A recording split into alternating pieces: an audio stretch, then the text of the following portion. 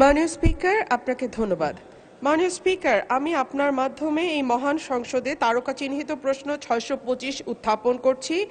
অর্থমন্ত্রী মহোদয় অনুগ্রহ করে বলবেন কি বর্তমানে বাংলাদেশে বিদেশি ঋণের পরিমাণ কত? উক্ত ঋণ পরিশোধে এ পর্যন্ত কি পদক্ষেপ গ্রহণ করা হয়েছে? বর্তমান সরকার ক্ষমতা গ্রহণের পর থেকে এ পর্যন্ত কোনো ঋণ পরিশোধ করা হয়েছে কিনা, করলে তা কত? ধন্যবাদ মাননীয় স্পিকার।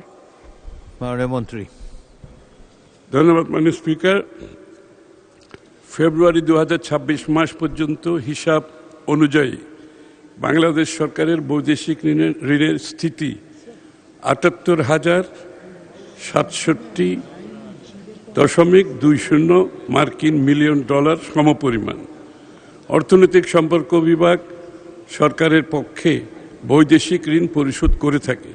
প্রতি বৎসর বৈদেশিক ঋণ পরিশোধের জন্য ঋণের আসল ও সুদ বাবদ সম্ভাব্য মোট ব্যয় কত হতে পারে তার একটি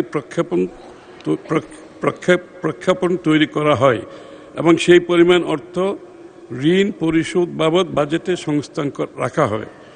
বাজেট বরাদ্দ ব্যবহার করেই সারা বছর পরিশোধ। একটি সম্পূরক প্রশ্ন করতে পারেন। মাননীয় স্পিকার, আপনাকে ধন্যবাদ। মাননীয় স্পিকার, নতুন সরকার ক্ষমতা গ্রহণের পর থেকে ব্যাংক থেকে ঋণ নেয়ার পরিমাণ ক্রমাগতই বাড়ছে। ক্ষমতা গ্রহণের মাত্র 52 দিনে ব্যাংক থেকে 44,500 কোটি টাকার ঋণ নিয়েছে বর্তমান সরকার।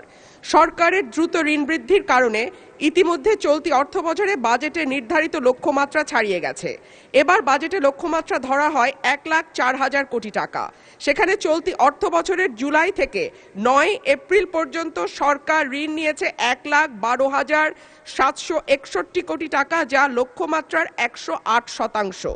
এর মধ্যে অন্তর্বর্তী সরকার জুলাই থেকে 16 ফেব্রুয়ারি পর্যন্ত নেয়া ঋণ 68,229 কোটি টাকা। বাংলাদেশ ব্যাংকের প্রতিবেদন থেকে এই তথ্য পাওয়া গেছে।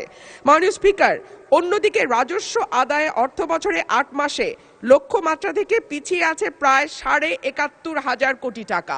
মাননীয় স্পিকার, আপনার মাধ্যমে মাননীয় মন্ত্রী মহোদয়ের কাছে আমার প্রশ্ন, আমরা রাজস্ব বাড়ানোর ক্ষেত্রে এবার নতুন কোনো পরিকল্পনা নিচ্ছি কিনা, করের আওতা বাড়ানো হচ্ছে কিনা এবং হলে সেটি কিভাবে? ধন্যবাদ মাননীয় স্পিকার।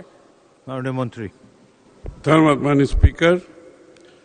যে ঋণের কথা বলা হচ্ছে সেটা মূলত বিগত আমরা কিন্তু ফেব্রুয়ারি থেকে এখন পর্যন্ত মাত্র 2 মাস এর মতো সরকারে এসছে, সুতরাং এটা ক্যারি ওভার হচ্ছে আগে থেকে, সুতরাং এই সংখ্যাটা এখানে বোধহয় প্রযোজ্য না, 1 নম্বর।